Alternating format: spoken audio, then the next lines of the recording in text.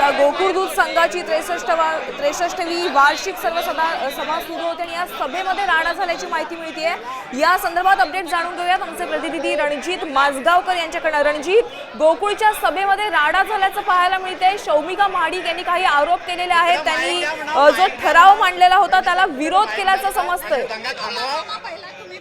दूध संघाची आजची जी सभा चालू आहे ही वादळी होणार हे निश्चित होतं, कारण जरी संचालिका शौमिका महाडिक या महायुतीच्या असल्या तरीही त्यांनी जे प्रश्न मांडलेले आहेत त्याची समाधानकारक उत्तरं मिळालेली नाहीत।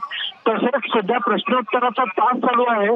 यामध्ये विषय क्रमांक 9 जो आहे की संचालकांची संख्या वाढवण्यासंदर्भात या विषयाला त्यांनी आक्षेप घेतलेला आहे आणि जोपर्यंत आपली उत्तर मिळत नाही तोपर्यंत आपण माघार घेणार नसल्याची भूमिका शौमिका महाडिकांनी घेतलेली आहे। मात्र याच वेळी सत्ताधाऱ्यांकडून काही सभासद आहेत यांनी जोरदार घोषणाबाजी या ठिकाणी चालू केलेली आहे।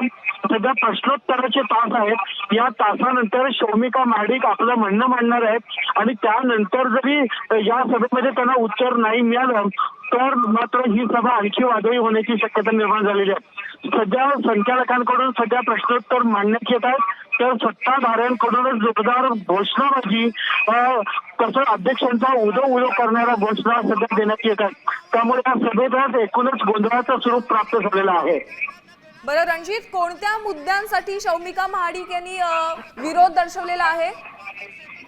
आयत्या वेळचे जे प्रश्न असतात तसंच ज्यांनी लेखी पत्राद्वारे आपले प्रश्न मांडलेले आहेत त्याची उत्तरं देण्यास सुरुवात केलेली आहे। यामध्ये प्रामुख्याने 9 क्रमांकाचा जो प्रश्न आहे त्यामध्ये गोकुळ दूध संघाच्या वतीने संचालक वाढवण्याचा ठराव या ठिकाणी मांडण्यात आलेला आहे। या ठरावाला मान्यता देऊ नये अशा पद्धतीची भूमिका शौमिका महाडिक यांनी घेतलेली आहे। कारण नसताना संचालक वाढवून याचा खर्च गोकुळ दूध संघावर लादणं योग्य नसल्याचं शौमिका महाडिक यांनी सांगितलेलं आहे। त्यामुळे कुठल्याही परिस्थितीमध्ये धन्यवाद। आता सध्या आपण पाहतो की गोकुळच्या सभेमध्ये राडा झालेला आहे। शौमिका महाडिक यांनी आक्रमक भूमिका समोर व्यक्त केलेली आहे। संचालकांची संख्या वाढवण्यावर त्यांनी विरोध दर्शवलाय।